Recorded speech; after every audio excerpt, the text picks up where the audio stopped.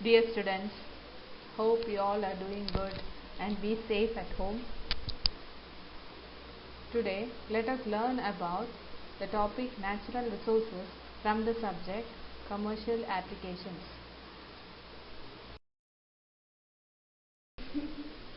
In this chapter, we will discuss about natural resources, its classification on the basis of renewability and origin, and the common resources which are found in nature such as air, water, soil, minerals and metals, forest and fuels.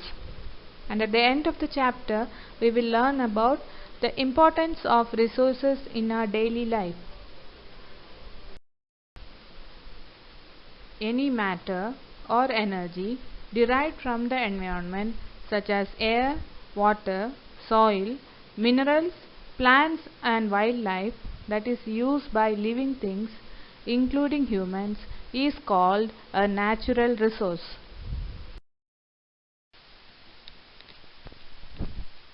Natural resources are classified into two on the basis of renewability and on the basis of origin.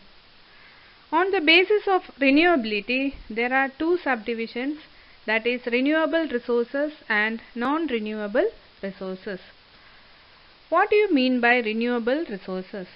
Renewable resources are those natural resources that are available plenty in the earth crust and it can be regularly replenished, that is reformed, renewed again. For example, water, forest, sunlight, wind, etc. Non-renewable resources includes fossil fuels. For example, coal, natural gas, petroleum, etc., which is formed from the decomposition of living organisms. It takes thousands of years to form the fossil fuels. So, these are not available in the earth in plenty. They are exhaustible resources. On the basis of origin, natural resources are divided into two, biotic and abiotic. Biotic means the living organisms in the earth's crust, that is living resources. It includes forest, agriculture, wildlife, fish, etc. Abiotic means non-living resources such as land, water, minerals, etc. So basically, natural resources are divided on the basis of renewability and on the basis of origin. On the basis of renewability, renewable resources and non-renewable resources. On the basis of origin, biotic and abiotic. So I hope it is clear with you children. Now we will learn in detail about air, the most abundant and precious natural resource on earth.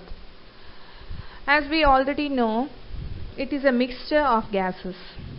Air consists of mainly two gases, oxygen and nitrogen. Oxygen includes 20.95% and around 78% the nitrogen gas is included in air. Rest of the gases are argon and carbon dioxide, around 1%. Air also contains dust, water vapor, pollen, seeds, bacteria, etc.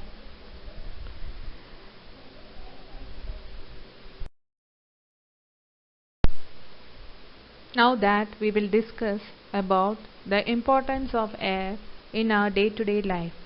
Without air, life would have been impossible on the earth because the air we breathe in keeps us alive.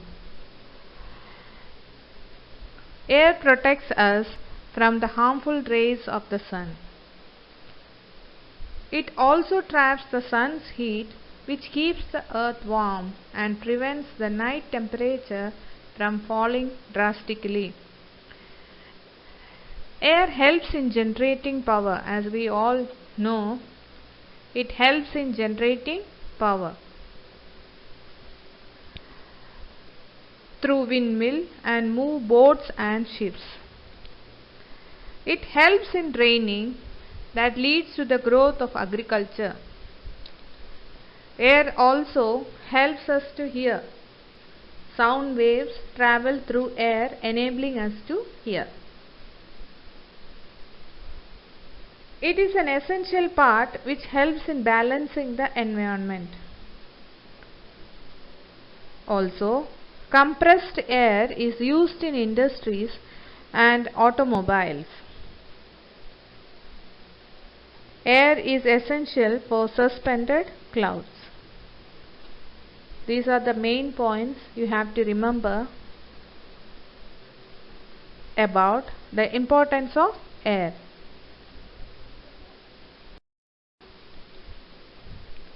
Just like air, another important natural resource is water. Nearly 97% of total water on the earth is salty. Rest 3% is usable water, which is found in glaciers, rivers, lakes, streams, ponds, underground and in the atmosphere. Mainly, water resources are utilized for three purposes. First is for irrigation, second for industrial and domestic. Irrigation is the major consumer of water. Without irrigation, farming is impossible. We also will use water, that is water for domestic use. What we will use water for? We will use water for washing, bathing, cleaning and drinking purpose. Human life is impossible without water, isn't it? Yes. Water helps the body for proper functioning of various systems.